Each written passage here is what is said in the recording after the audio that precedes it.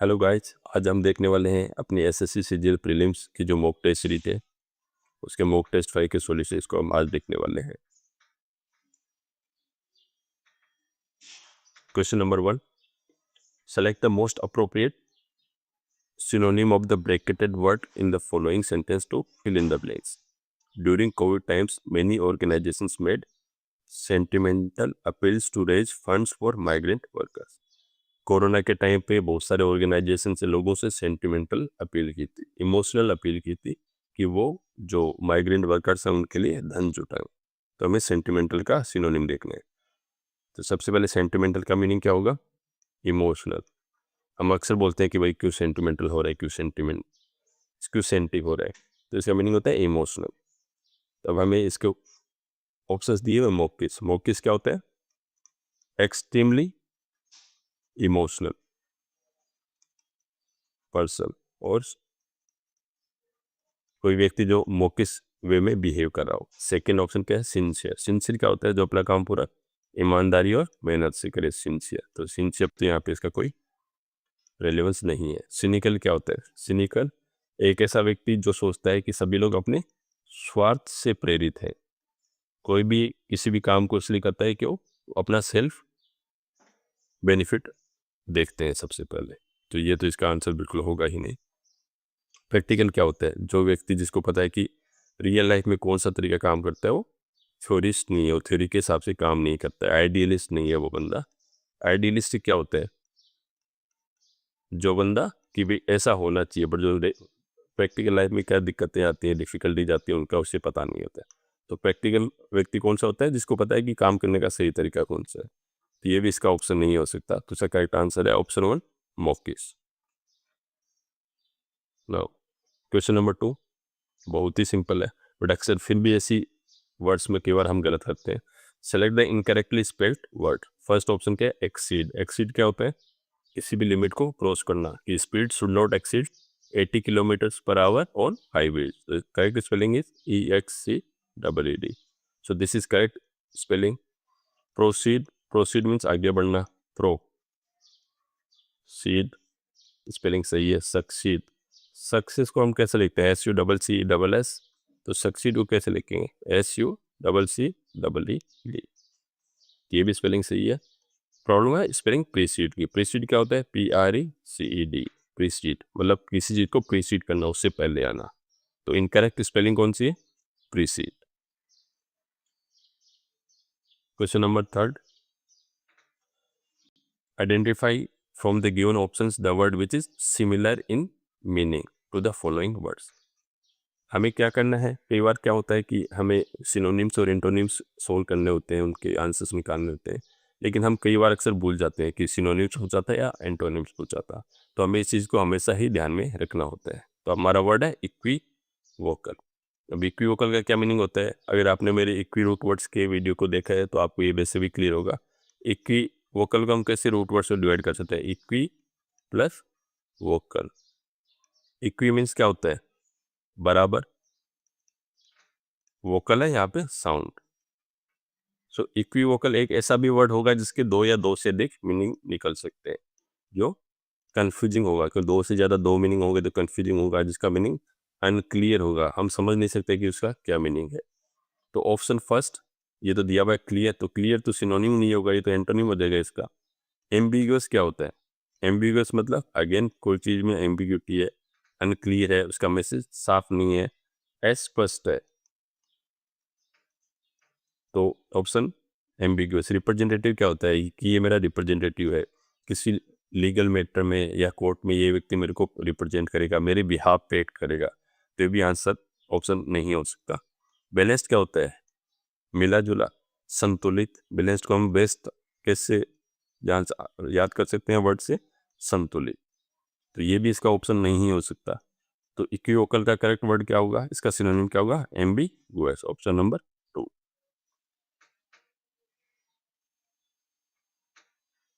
Question number 4, select the option that expresses the given sentence in active voice. तो हमें एक sentence दिया गया है पैसिव में, उसको हमें कन्वर्ट करना है एक्टिव वॉइस में। So the contract was grabbed by the biggest telecom company in India. तो देखिए यहाँ पे क्या आ रहा है, वाज ग्रेप्ड, तो मैंने आपको ऑलरेडी बताया है वो, तो जब भी सिंपल पास्ट टेंस में अगर एक्टिव में अगर वाज यूज होता है तो उसका पैसिव में क्या होगा, वाज प्लस वर्ब की थर्ड फॉर्म। तो यहाँ पे contract was grabbed by the biggest telecom company in India. तो अब इससे हम आंसर क्या मिलेगा कि the biggest telecom company in India,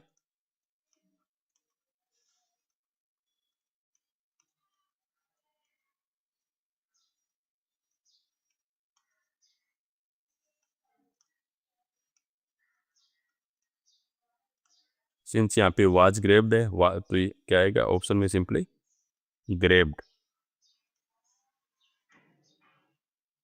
the contract.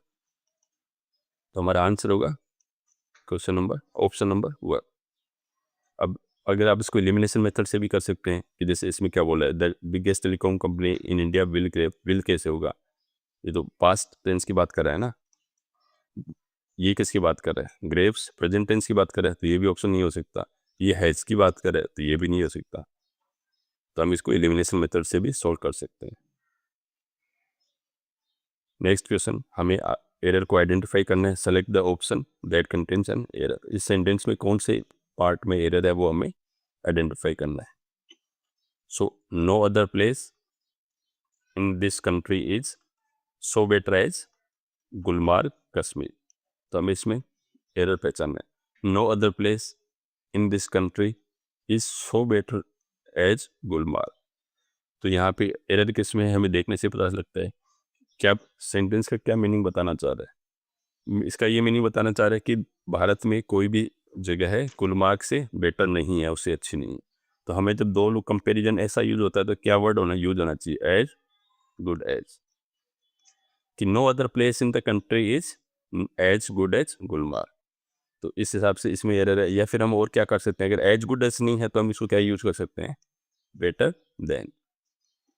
हम उसमें ये भी लिख सकते हैं कि no other place in this country is better than Gulmarg, कि गुलमार्ग से भारत में कोई भी जगह बेटर नहीं है।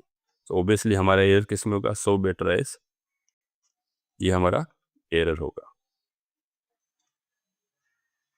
क्वेश्चन नंबर 6, हमें ईडियम का मीनिंग पता करना है। ईडियम है हमारा cut corners.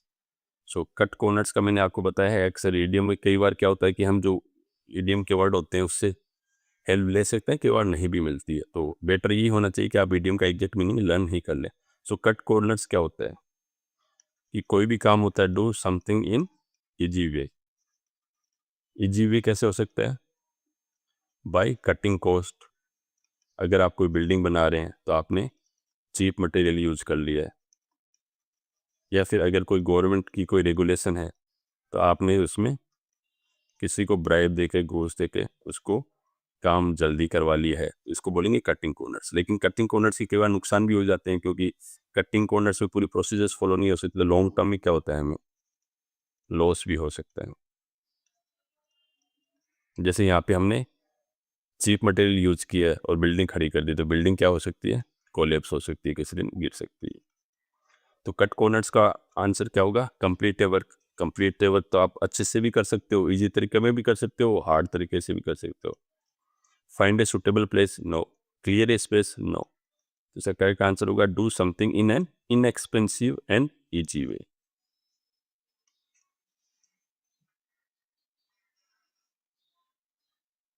Question number 7, again हमें एक्टिव से पैसिव में कन्वर्ट करना है। यहाँ पे हमें क्या करना है, एक्टिव से पैसिव में कन्वर्ट करना है। So his behaviour वेक्सेज me sometimes. उसका जो बिहेवियर है वो वेक्स करता है मुझे समटाइम। तो सिंपली इसका क्या आंसर होगा, हिज बिहेवियर वेक्सेज मी को पहले लिख के ही क्या, तो क्या बनेगा, आई। आई के साथ क्या यूज आएगा, सिंस प्रेजेंट टेंस की बात हो रही है तो एम आएगा।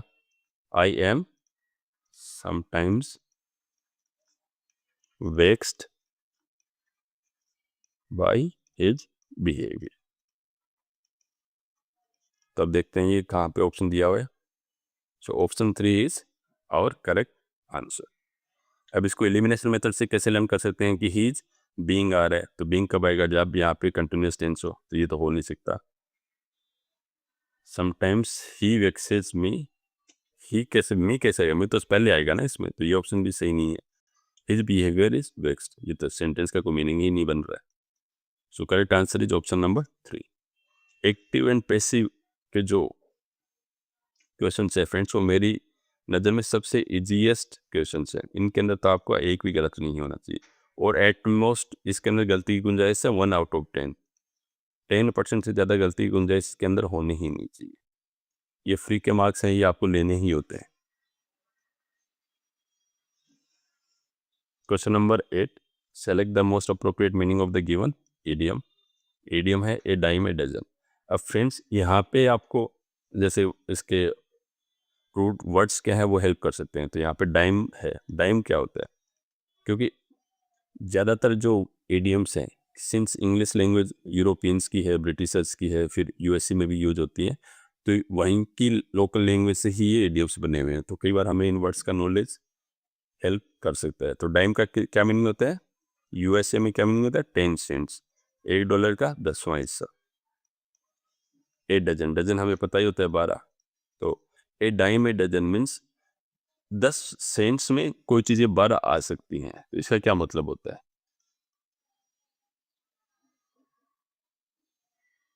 इसका मतलब होता है कि कोई चीज़ चीप है। चीप कब होगी? जब वो कॉमन चीज़ होगी, नॉट स्पेशल होगी। अगर कोई कॉस्टली चीज़ होगी तो इतनी थोड़ी आएगी कि 10 सेंट के अंदर 12 चीज़ें आएंगी। सो ए डाइम ए डजन का क्या मीनिंग होता है? Variety of amenities no something common and not special, very wealthy, a fair trade. तो our option is correct answer is option number 2। So a dime a dozen का क्या meaning होता है? Something ordinary, not costly, average.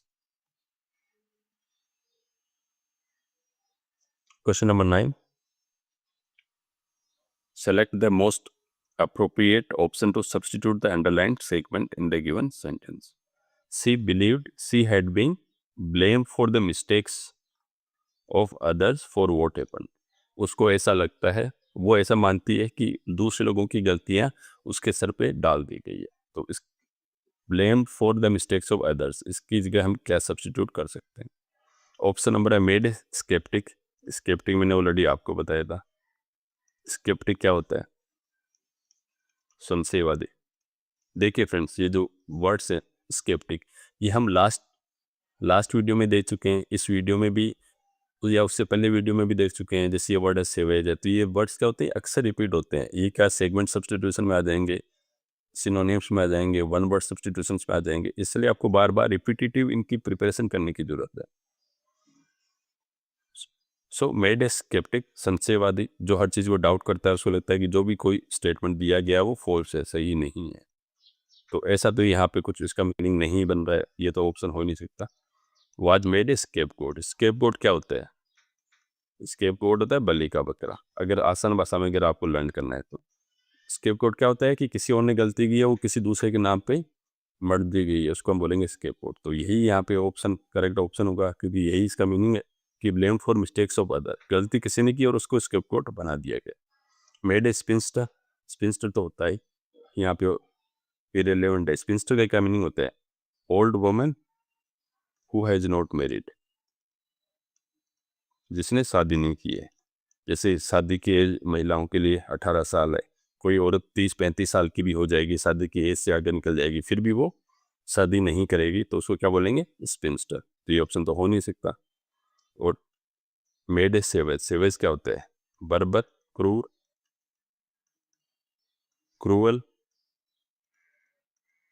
तो ये भी यहाँ पे करेक्ट ऑप्शन नहीं होगा। तो correct answer is option number 2, made a scapegoat. Question number 10, select the most appropriate option that can substitute the underlined word in the given sentence. Our legal systems must frame proper legal rules for juvenile crimes. हमारे जो legal system है, कानूनी व्यवस्था है, उनको proper कानूनी नियम बनाने चाहिए बच्चों द्वारा जो अपराध किए जाते हैं उनके बारे में। तो जुवेनाइल क्या होता है? Young, related to young people, young boy. Not young नहीं बोलूँगा, कि किड्स, एडोलिसेंट, बच्चों के लिए। यंग में तो जो 20-30 साल के लोग भी आ जाएंगे। तो इन वर्ड क्या होता है, एडोलेसेंट या जुवेनाइल केस में आएंगे जो 18 साल से नीचे के बच्चे हैं, तो वो जो भी क्राइम करते हैं उनको क्या बोलते हैं, जुवेनाइल क्राइम, बच्चों द्वारा किए गए हैं। तो इसका हमें क्या ढूंढना है, सब्स्टिट्यूट मीन्स हमें सिनोनिम पता करना है। तो सबसे पहला वर्ड क्या होता है, सीनाइल। सीनाइल का क्या मीनिंग होता है, ओल्ड एज, वृद्ध अवस्था, ऐसी अवस्था जिसमें आदमी बूढ़ा हो जाता है। बूढ़ा होने के साथ साथ जो उसकी जो सोच है, थिंकिंग है, मेमोरी, उसका लॉस भी स्टार्ट हो जाता है, तो उसको हम बोलेंगे सीनाइल। अगेन डोटेज, डोटेज तो उसका भी एक्सट्रीम फॉर्म है कि जब आदमी इस कदर पे बूढ़ा हो जाए, एक्सट्रीम ओल्ड एज,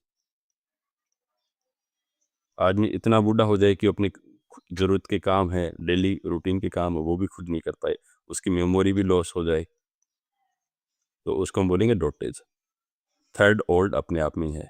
तो देखा जाए तो जुवेनाइल के जो तीनों वर्ड हैं, सीनाइल, डोटेज एंड ओल्ड, ये तो इसके एंटोनिम हो गए, सिनोनिम नहीं हो गए। तो हमारे पास इसका करेक्ट आंसर क्या है, young.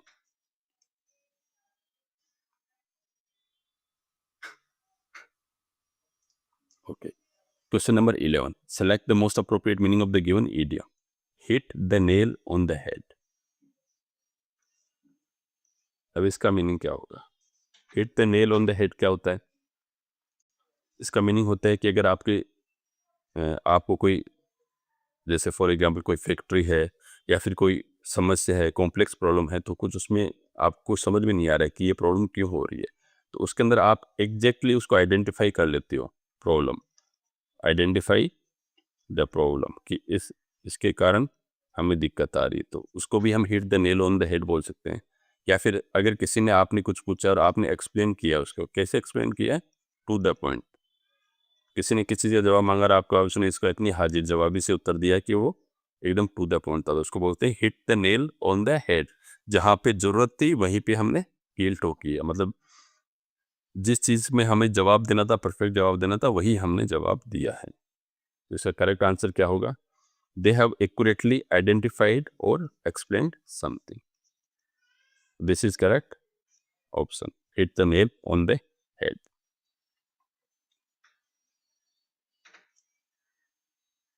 Identify the incorrectly spelled word in the following sentence and select its correct spelling from the given options.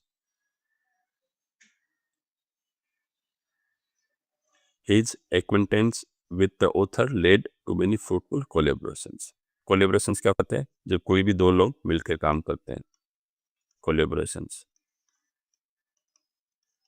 जैसे फॉर एग्जांपल आजकल तो ये वर्ड बहुत कॉमन हो गया है, जब फेसबुक और इंस्टाग्राम इन्फ्लुएंसर्स मिलकर वीडियोस बनाते हैं।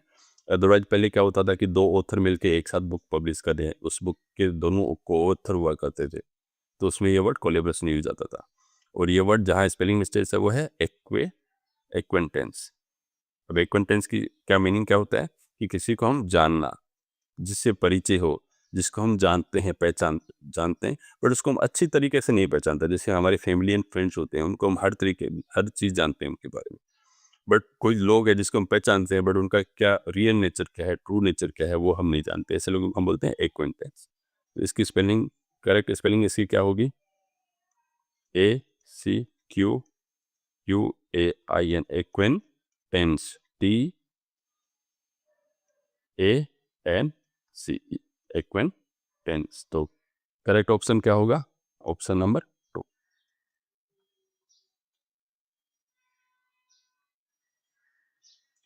Question number 13, select the option that can be used as a one word substitute for the given group of words.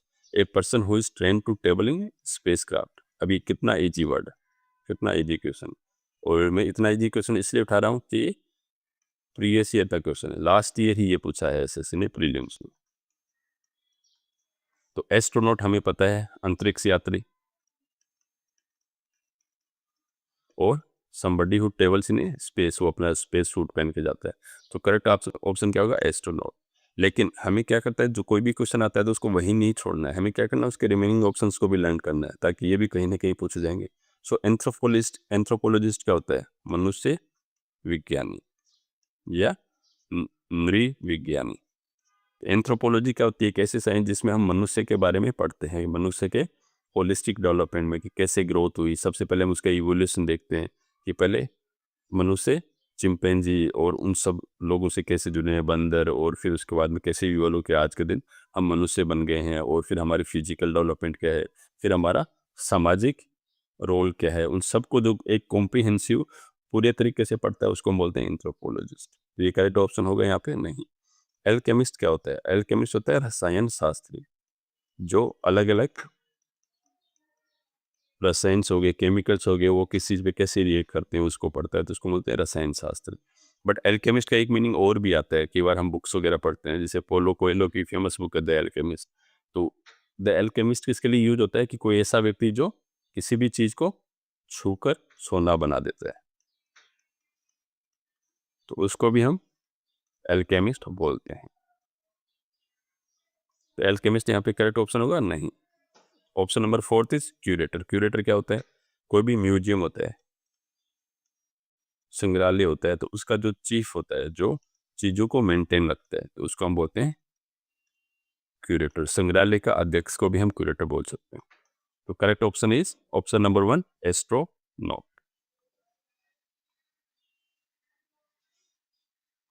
Question number 14, select the option that can be used as a one word substitution. पता करना है for the given group of words. A false idea और belief, कोई idea जो false हो या फिर idea सही हो, पर आपके मन में आपका बिलीफ ऐसा हो जाए कि ये सही है। तो ऑप्शंस क्या दिए? फर्स्ट ऑप्शन है रेटिसेंस। रेटिसेंस क्या होता है? कोई भी व्यक्ति जो कम बोलता है, टू स्पीक लेस, जो आदमी कम बोलता है, हिंदी में इसको क्या बोल सकते हैं? अल्पभाषी, जो कम बोलने वाला है, तो उसको हम रेटिसेंस बोल सकते हैं। तो ये तो यहाँ पे इसका कोई ऑप्शन करेक्ट आंसर नहीं है। सेकंड वर्ड है एट्रोपी। अब देखिए फ्रेंड्स, ये वन वर्ड सब्स्टिट्यूट ये भी अच्छा है, प्लस इसके ऑप्शंस भी कितने अच्छे हैं, ये इनको आपको मीनिंग आना ही चाहिए। एट्रोपी क्या होता है? टू डिग्रेड स्लोली, कोई भी चीज़ है वो धीरे धीरे करके बिखर जाना, टूट जाना, उसका क्षय हो जाना, हिंदी में बोलते हैं। जैसे आवर जो बॉडी के जो सेल्स होते हैं या ब्रेन के न्यूरॉन्स होते हैं, वो क्या करते हैं? एट्रोपी, धीरे धीरे डिग्रेड हो जाते हैं। किसके साथ में? ओल्ड एज के साथ में। तो ये भी अपना ऑप्शन नहीं हो सकता। फैलेसी क्या होता है? फैलेसी हमारा करेक्ट आंसर। फैलेसी का क्या मीनिंग होता है? फॉल्स आइडिया या बिलीफ। अगर किसी चीज़ के बारे में हमने कोई दिमाग में कोई फॉल्स आइडिया बिठा रखा है कि ऐसा होता है, जबकि रियल की वो नहीं है, तो उसको हम क्या बोलेंगे? फैलेसी। फोर्थ ऑप्शन पे एंट्रोपी। एंट्रोपी हम क्या बोलते हैं, किसमें पढ़ते हैं? यूजुअली हम फिजिक्स में पढ़ते थे। तो ये क्या होता है? Measure of disorder in the system. अगर कोई भी सिस्टम है उसमें वो किस किस डिग्री पे काम नहीं कर रहा है, कितना डिसऑर्डर है, तो उसको हम बोलेंगे एंट्रोपी। तो out correct answer will be option number 3 fallacy. Question number 15, select the most appropriate option to substitute the underlined segment in the given sentence. Experts acknowledge that some counterfeiting of documents techniques are virtually impossible to detect. Expert लोगों का ये मानना है कि कुछ कुछ documents की जो उनको जो नकली डॉक्यूमेंट्स बनाए जाते हैं, कॉपी करके बनाए जाते हैं, उन टेक्निक्स का को डिटेक्ट करना, पहचानना वर्चुअली इम्पॉसिबल है, लगभग नामुमकिन है। तो हमें काउंटरफिटिंग ऑफ डॉक्यूमेंट्स का लिए क्या वर्ड होगा, एक वन वर्ड, वो हमें पता करना। First option is fiasco. Fiasco क्या होता है? हमने कई जगह लिखता है fiasco is blunder, big mistake. हम जैसे कोई चेस खेलता है, कोई स्पोर्ट्स खेलता है, उसके अंदर एक प्लेयर इतना बड़ा ब्लंडर कर देता है, जैसे किसी ने किसी अच्छे प्लेयर का कैच स्ट्रोक कर दिया, फिर वही प्लेयर ने सेंचुरी मार दी, तो हम क्या बोलेंगे? It is a fiasco, it is a blunder, बहुत बड़ी गलती। तो ये तो हमारा करेक्ट ऑप्शन होगा नहीं। सेकेंड ऑप्शन क्या है? फोर्जरी। फोर्जरी क्या होता है? जालसाजी, डॉक्यूमेंट्स की जालसाजी करना, to make fake documents. Fake documents जो बनाते हैं उनको हम फोर्जरी बोलते हैं। तो अब करेक्ट आंसर हमारा क्या होगा? फोर्जरी। ऑप्शन 3 क्या है? इम्प्रॉम्प्टू। इम्प्रॉम्प्टू क्या होता है? बिना किसी तैयारी के। अगर हम कोई काम बिना किसी तैयारी के करते हैं, फॉर एग्जाम्पल हमें किसी को किसी चीज़ पे स्पीच देनी है और हमने कोई तैयारी नहीं की है, हम जाके सीधे स्टेज पे चढ़ गए और हमने स्पीच दी है, तो उसको बोलते हैं इम्प्रोम्प्टू स्पीच। इसको हम जैसे स्पीच के लिए अगर ये वर्ड है तो हम एक्सटेम्पोर भी बोल सकते हैं, एक्सटेम्पोर स्पीच, बिना किसी तैयारी के स्पीच दी गई। नेक्स्ट वर्ड क्या? फ्रेंजी। फ्रेंजी क्या होता है? क्रेजी, पागलपन। बोलते हैं हम किसी फ्रेंजी तरीके से काम कर रहे हैं, किसी फैक्ट्रीज में कहीं पे मूवीज में दिखाते हैं फ्रेंजी सीन है, सब लोग एक दूसरे से लड़ झगड़ रहे हैं, पागलपन का माहौल है, उन्माद है, आवेश है, तो उसका बोलेंगे फ्रेंजी। तो ओबियसली ये भी अपना करेक्ट ऑप्शन नहीं होगा, तो correct answer will B forgery, option number 2।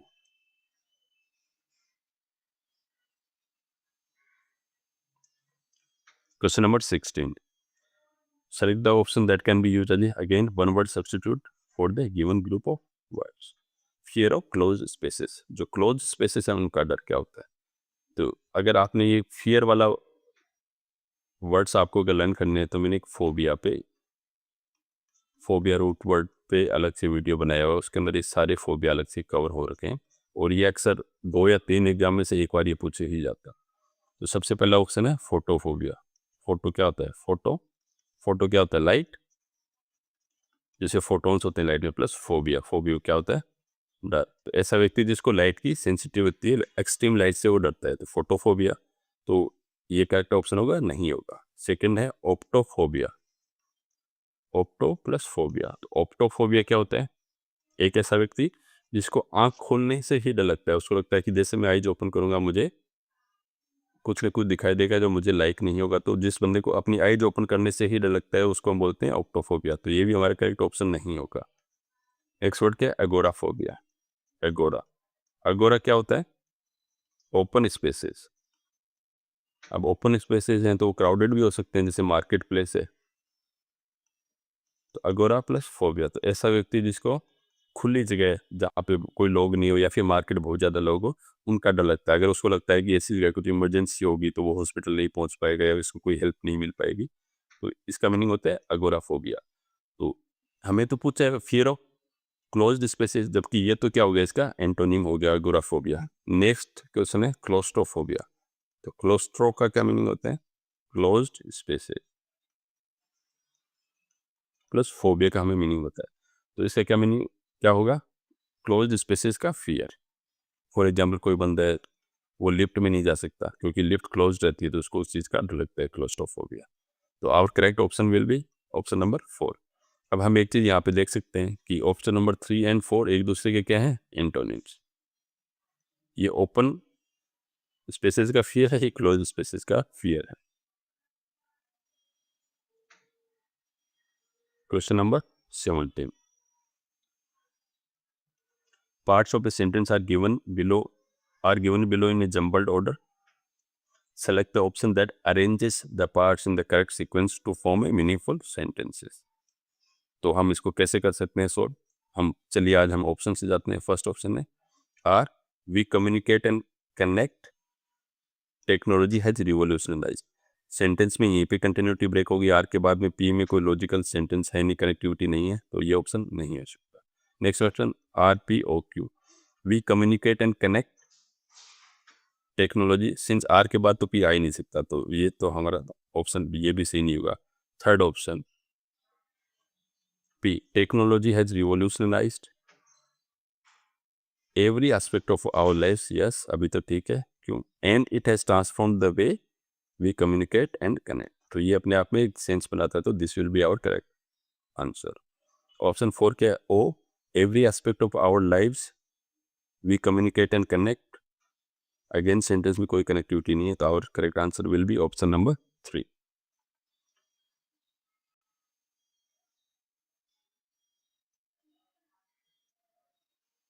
Question number 18। Select the most appropriate meaning of the underlined word. Solomon's reputation as an accountant is taintless. Solomon की जो रेपुटेशन एज एन अकाउंटेंट उसकी टेंटलेस है। तो tent क्या होता है? Tent होता है टेंटेड, टेंट होता है दाग, दब्बा। किसी की छवि धूमिल करने के लिए एक दब्बा काफी है, तो टेंटलेस मीन्स एकदम साफ सुथरी, कोई दब्बा नहीं है उसकी मेज पे। तो इसके लिए most appropriate meaning means synonym क्या होगा? फर्स्ट ऑप्शन है जो फ्लोड। फ्लोड का मीनिंग होता है ऐसी चीज जिसमें फ्लो हो, ऐसी चीज जिसमें कमी हो, जिसमें खामी हो, तो वो क्या होगा? फ्लोड होगा। तो ऑब्वियसली ये तो इसका आंसर होगा ही नहीं। ऑप्शन नंबर 2 क्या? फॉल्टलेस, जिसमें कोई फॉल्ट ना हो, जिसमें कोई फॉल्ट हो ही नहीं, तो this will be our correct option. Answer क्या होगा? फॉल्टलेस। लेकिन फिर भी हमें से कई बार क्या होता है कि रिलेटिव डिग्री में इससे भी अप्रोप्रिएट वर्ड मिल सकता है, तो इसलिए हमें सभी ऑप्शंस को देखना ही होता है। नेक्स्ट वर्ड क्या है? डुबियस। डुबियस क्या होता है? Doubtful, uncertain. कोई व्यक्ति है जिसका बिहेवियर डुबियस है, जो डाउटफुल है, वो बोलता क्या है, करता कुछ है, तो ये भी करेक्ट आंसर नहीं होगा। तो डुबियस भी इसका अपोजिट हो गया है। और नेक्स्ट क्या है? इनकंसिस्टेंस। इनकंसिस्टेंट क्या होता है? जिसके बिहेवियर में कोई कंटिन्यूटी नहीं हो, वो कभी कैसा, कभी अच्छे तरीके से बिहेव करेगा, कभी नेगेटिव तरीके से बिहेव करेगा, तो उसको हम बोलते हैं इनकंसिस्टेंट। तो our correct option will be, answer will be option number 2। और एक तरीके से देखा जाए तो 1, 3 एंड 4 ये तीनों क्या है? इसके एंटोनिम्स है।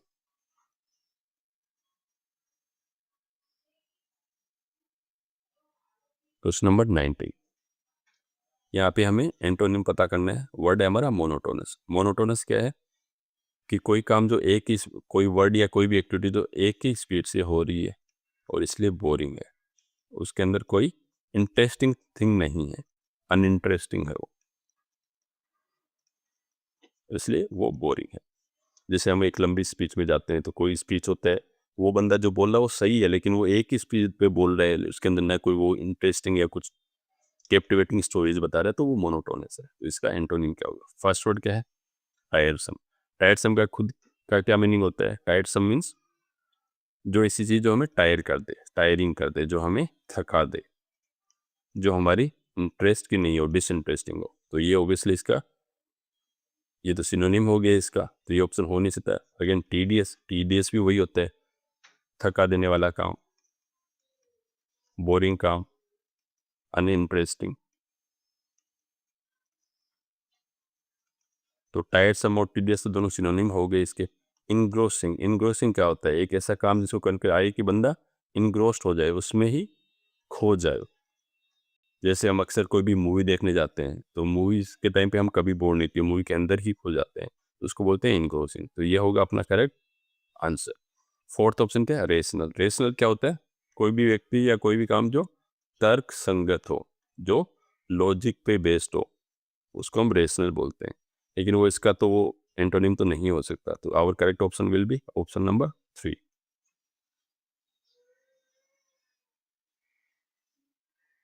Again question number 20, select the most appropriate antonym of the underlined word. Antonym पता करना है। If you want to be a good detective, it helps to have an inquisitive nature. अगर आप अच्छे जासूस बनना चाहते हो, तो अगर आप में इंक्विजिटिव नेचर है, तो इसमें आपको हेल्प मिलेगी। इंक्विजिटिव नेचर क्या होता है? जिज्ञासु, one who wants to learn new thing. जैसे एक छोटा बच्चा होता है, तो उसमें जानने की जिज्ञासा होती है, वो हर चीज़ को टच करता है, पकड़ना चाहता है कि इससे क्या होता है, इससे क्या होता है, तो उसको हम बोलते हैं इंक्विजिटिव नेचर, जिज्ञासु नेचर। तो इसका हमें क्या पता करना है? एंटोनिम। सो कॉम्प्रिहेंसिव क्या होता है? कॉम्प्रिहेंसिव होता है टोटली, या समग्र रूप से, या पूरी तरीके से। हम बोलते हैं कि कॉम्प्रिहेंसिव तरीके से इसका हमें समाधान निकालना, हमें ऐसा हर चीज फैक्टर्स को कंसिडर करके क्या करना है, उसका सॉल्यूशन निकालना है। तो ये इसका एंटोनिम है, नहीं होगा। आइटमाइज्ड क्या होता है? डिटेल्ड रूप से एक एक आइटम की हमने एंट्री एंट्री की है, आइटमाइज, उसको हमने आइटमाइज्ड किया है, तो ये भी यहाँ पे इसका आंसर नहीं हो सकता। थर्ड ऑप्शन क्या? इंट्रूजिव। इंट्रूजिव क्या होता है? कोई भी बंदा जो इंट्रूड करता है, उसके इंट्रूजिव थॉट्स होते हैं, दूसरे लोगों के माइंड में दखल अंदाजी देने वाले, इंट्रूजिव, इंट्रूजिव थॉट्स। तो ये भी करेक्ट ऑप्शन ही होगा। नेक्स्ट वर्ड क्या है? डिसइंटरेस्टेड। डिस प्लस इंटरेस्टेड या फिर अनइंटरेस्टेड। तो जो व्यक्ति किसी काम में इंटरेस्टेड नहीं हो, जिसका मन नहीं हो। और इंक्विजिटिव का क्या मन होता है? जिज्ञासु, जो हर चीज को सीखना चाहता है, जो हर जगह इंटरेस्टेड हो। तो our correct option will be option number 4।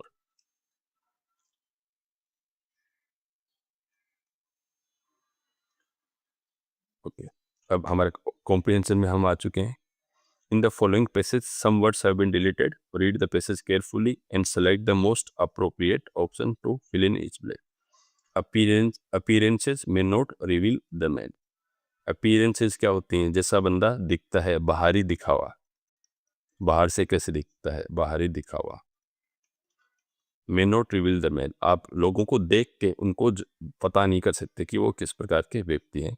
So you should not make days about a man's character based on how he days.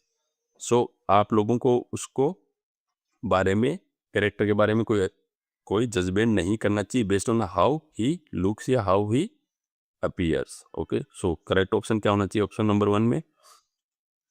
Appearance may not reveal the man, so you should not make ascend about a man. Ascend तो क्या होता है? Move up, ascend ascending order होता है, ascend या कोई hierarchy में ऊपर चढ़ना, तो असेंड तो ऑप्शन हो ही नहीं सकता। You should not make derivations about a man character, derivations तो मैथ्स के इक्वेशन उनमें होता है, करेक्ट ऑप्शन नहीं है। डेफिशिएंट, कमी, कमी का तो यहाँ पे कोई लॉजिक ही नहीं लग रहा है कि हमें लोगों के कैरेक्टर बारे में कमी नहीं, तो ये तो रेलेवेंट ही नहीं है, सेंस ही नहीं बन रहा। नेक्स्ट क्या? एजम्पशन। एजम्पशन क्या होता है? अंदाज लगाना, अज्यूम करना, अंदाज लगाना। So correct option will be assumptions. So you should not make assumptions about a man's character based on how he appears. ऊपर क्या बोल रहे हैं कि जो बाहरी दिखावे से हम लोगों को नहीं पहचान सकते, इसलिए हमें मनुष्य के चरित्र का अंदाजा उसको देख के नहीं लगाना चाहिए।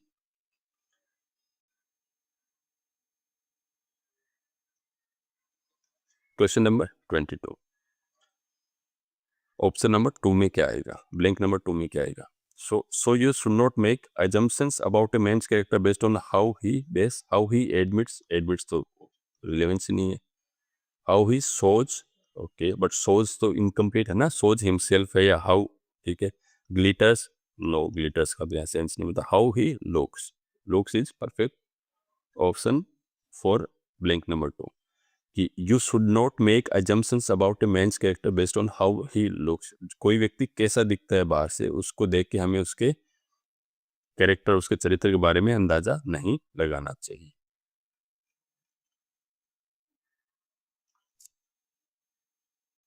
Question option number blank number 3 में हमें पता करना है क्या वर्ड आएगा। So people smile and smile yet prove to be dash. On the other hand people with rough exteriors prove to be the blank and most considered people on that, they are the people who are beautiful from dash। सो अभी तक जो sentence जा रहा है, हमें क्या करना चाहिए? पूरे पैसेज को एक बार पहले पढ़ लेना चाहिए पूरा, ताकि हमें पूरे पैसेज की थीम क्या है वो हमें आइडिया लग जाए किस सेंस में ऑथर बात कर रहा है। So people smile and smile yet prove to be, अब यहाँ पे सेंटेंस नेगेटिव में एंड होगा कि ये बोलना चाह रहा है, पहले क्या बोला था हमने कि लोगों को देख के हमें उसके कैरेक्टर को जज नहीं करना चाहिए। अब वो बोलते हैं कि लोग स्माइल करते हैं, येट प्रूव टू बी, अंदर से दुखी होंगे, येट प्रूव टू बी, तो क्या होगा? ऑप्शंस क्या है? Option number 1 yet prove to be grumpy. Grumpy क्या होता है? चिड़चिड़ा।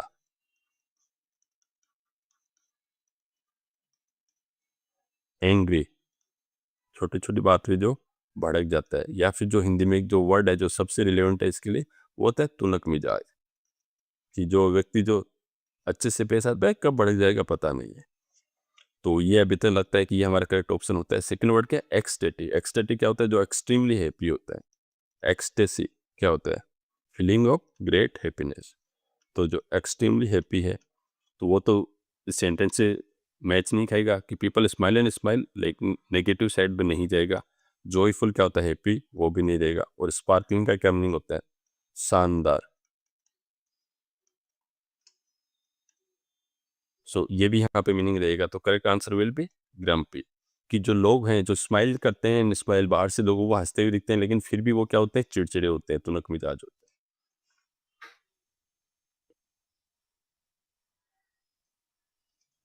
अब ऑब्वियस सी बात है कि इस सेंटेंस के बाद में क्या आएगा? उसका एंटोनिम आएगा, उसका मतलब नेगेटिव सेंटेंस आएगा। सो क्या आएगा? ऑन द अदर हैंड, दूसरे हाथ पे क्या होते हैं? पीपल विथ रफ एक्सटीरियर्स, जो लोग देखने में क्या लगते हैं? एकदम रफ लगते हैं, क्रूड लगते हैं, उनको देख के लगता है कि ये लोग ज़्यादा खुश नहीं रहते होंगे। Prove to be the base, जो prove to be the bitterest, ये तो सेंटेंस के हिसाब से ही नहीं होगा, ये तो खुद बिट्रेस नेगेटिव वर्ड है। स्ट्रेंजेस्ट, ग्लूमिएस्ट क्या होगा? ग्लूमिएस्ट जो एकदम सैड होता है, बहुत दुखी लोग हो गए, तो correct option will be kindest. So हमारा पूरा क्या है पैसेज? कि अपीयरेंसेस बाहरी दिखावे से हम लोगों को नहीं पहचान सकते, हमें लोगों के कैरेक्टर के बारे में जज नहीं करना चाहिए, अजम्पशन नहीं करना चाहिए based on what he looks. So लोग क्या करते हैं, बाहर से स्माइल करते हैं बट अंदर से क्या होते हैं, ग्रम्पी। और दूसरी तरफ क्या होते हैं, लोग जो बाहर से दिखने में रफ दिखते हैं but they are the kindest kind of persons and most considerate people on the earth. Considerate क्या होता है, जो दूसरे लोगों का भला या उनके आसपास जो लोग होते हैं उनको कंसिडर करके चलते हैं, उनके बारे में सोच के चलते हैं, उनका नेगेटिव नहीं करना चाहते।